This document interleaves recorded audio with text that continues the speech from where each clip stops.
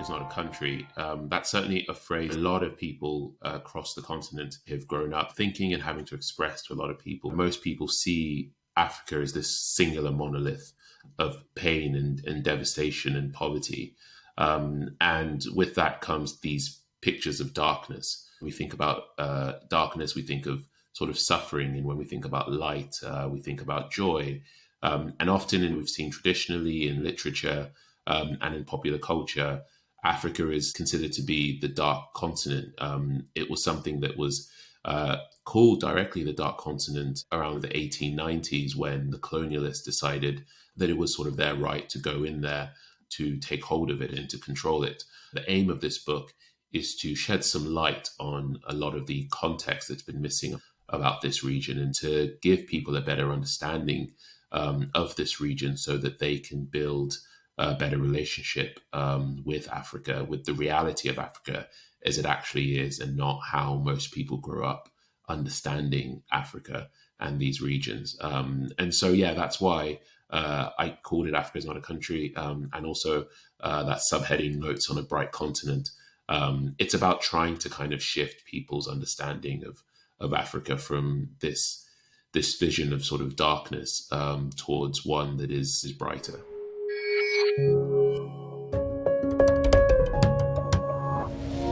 It's the perfect time for a number of reasons. During the pandemic, we saw one of the biggest expressions of a movement towards equality in a really, really long time through the George Floyd protests that started in the US and spread around the world. And I kind of felt like this was a time that people would be most receptive to this idea of trying to better understand this region. For many of us who are from the continent, my family specifically from Nigeria, we've always kind of had this within us, and it's something that I've certainly carried within myself for most of my adult life, kind of going out into the world and trying to explain to people the specificities of my particular culture and my background, the positive elements of the Black Lives Matter movement and the way in which so many people who normally may not have been so receptive to these discussions about racial equality and understanding of identities and cultures, the way that sort of shifted, it made me realize that this is the perfect time to do something like this.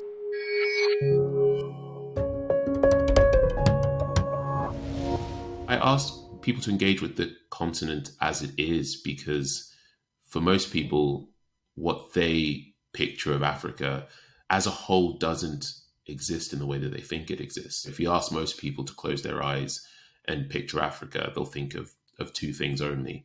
One is poverty, and the second thing is safari. Poverty and safari with nothing in between. But this is a region of 1.4 billion people, of over 2,000 languages. African countries can represent everything and anything from stories of great triumph and success to stories of great pain, just like anywhere else in the world. And the aim of this book is to try and express to readers and to the world that Africa should be seen like every other region of the world is seen, to be complicated, to be complex, to have variety and diversity of thought and achievement and future outcomes, and not to be this singular monolith of predetermined destinies. And unfortunately, most people have this fiction of Africa in their head. They're the ones that they got from films and in books and in charity campaigns as well, that have depicted Africa as a place where people just sit around waiting for aid packages to get delivered from the Western world. When you start to better understand the region, you start to better understand the history and the context of so many countries, you start to build what is an actually far more realistic reality of what it means to be Nigerian, or to be Rwandan, or to be from Zimbabwe or South Africa or Algeria. That's the connection I want to make through this book, to understand the region for what it actually is, and not for what has been built up in people's minds for decades. From 1890s to now, there's been this singular vision of Africa as a place where people don't have their own destinies in their own hands, and it's somewhere that is backward, and that very much isn't the case. And so I hope this book changes people's minds and makes them more curious about the region.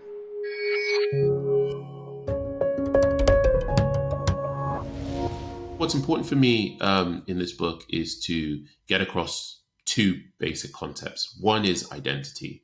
People don't necessarily take the time to appreciate specific identities across the region. We talk about Africa in a way that we don't talk about Europe or Asia or North America. The media tends to kind of group news articles about this pain and suffering in Africa and how is Africa going to deal with COVID, for example. What I want people to do is to see things on an individual level, and not hovering, 100 miles in the air, just staring down on this region. I wanted people to understand, like my own family and my own community that I'm raised in. There are so many people and cultures and identities and languages, and not everyone's destinies align in the exact same way. Their moral compass don't align in the same way. And so it's really important at the core of this book are people's individual identities. And that's why throughout the book, I try to pin all the discussions we have on individual people, on small groups of people, because it's so much easier to relate to a different culture when you can see yourself in that culture, when you can imagine raising your family in that culture.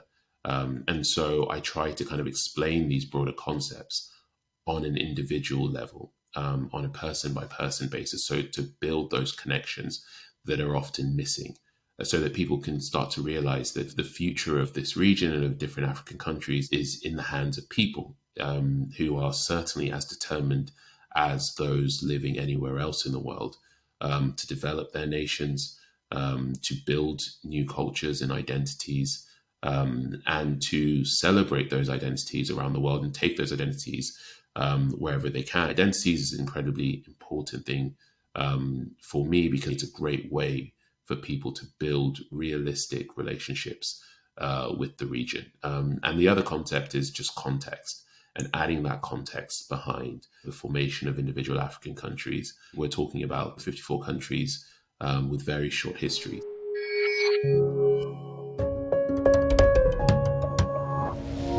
In terms of the fight to have the region's cultural artifacts returned, it's certainly an incredibly frustrating ongoing battle. About 90% of Africa's material cultural legacy is being kept outside of the region. These artifacts were stolen, and there's no real way of kind of phrasing it other than saying that they were stolen and looted from the region during the colonial era. The colonialists of the day knew that the artifacts were of great value, and during their raids on the region that they stole them and brought them to museums across the Western world. And it is in these museums that these artifacts remain. We see from time to time an institution will say we're returning 2 or 3. Recently, a museum in London promised to return about 70 of them. But the vast majority of them, and we're talking, thousands and thousands, are in museums like the British Museum and in museums in New York and in Paris. So, for example, the British Museum holds around 900 Benin bronzes from Nigeria alone. They only ever have 100 of them on display. Nigeria, ever since they were taken, have been asking for these artifacts to be returned. At this stage, there's no one who is doubting that the items were stolen and acquired by force. What a lot of African countries are asking for is just to have that ownership returned back to them. The frustrating thing is that the status quo won't actually change if they do return the ownership back to African countries, because African countries would be happy to lend these artifacts to museums across the world. This wider issue just speaks to how Africa has been treated ever since colonialists arrived. There's this idea that Africa is a place where you come and you take from, because the people are too weak and too impoverished to be cultured enough to care about their own artifacts. You continually hear that one argument for keeping these artifacts is that Africans don't know how to look after them. And obviously that is, blatantly wrong and offensive. African countries have had museums and have displayed great works for as long as everyone else in the world. And morally, it's very simple. These items were stolen and should be returned.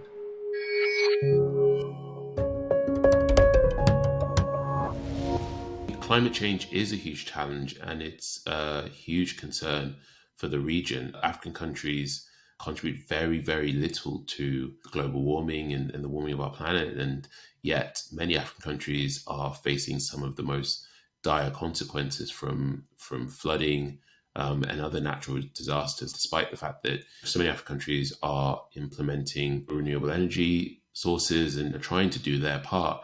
But it's something that is largely out of the hands of so many African countries. It's one of those challenges that is facing the continent and is happening to the continent, despite the fact that we're not contributing anywhere near as much as large parts of the Western world to the warming of our planet. A lot of African countries are trying to work together. It's a huge concern for the future of the region. There is room for countries to share information, to work together to try and build solutions, and to put pressure on Europe and North America and Asia to do their part in helping fight back against the warming of our planet. When we have discussions about a sort of a modern version of Pan-Africanism, it always has to come down to what individual African countries believe would be best for their individual states. Many African countries have been through very similar experiences with colonialism and with the birth of their nations. And so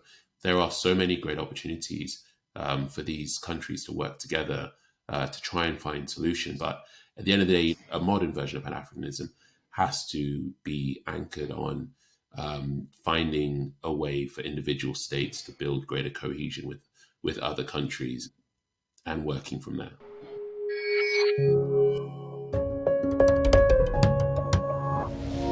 When you assess colonialism, it's important to understand fully the context of what happened. And it's important to remember that African countries were not built to be stable nations. They were essentially built to fail. Their main purpose was to enrich the colonial powers of the day and for the Western world to extract resources from each individual country. And they made these countries, incredibly big. They split up about 10% of ethnic groups, about 30% of borders are just straight lines. And they did this to make countries in which people struggled to communicate because they didn't speak the same languages, they didn't worship the same gods, and their moral compasses didn't align in the same way. And so we have to start from a place where we recognize the instability of these countries were by design. We have to understand that they've had very little time to try and get it right since independence. Nigeria is a country that is younger than my parents.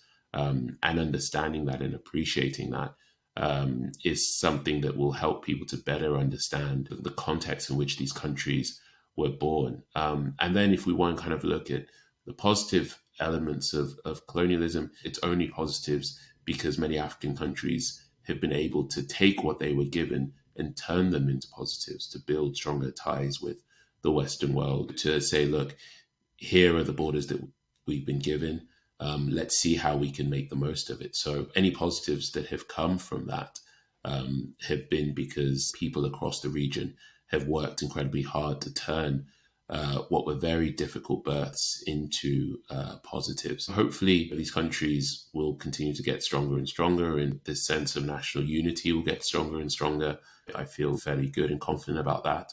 Understanding the context of their births, I think, will certainly help people to really appreciate that instead of seeing Africa as a region of pain and suffering and of strife, you see it as actually a place where there have been a lot of incredible success stories in a very short period of time.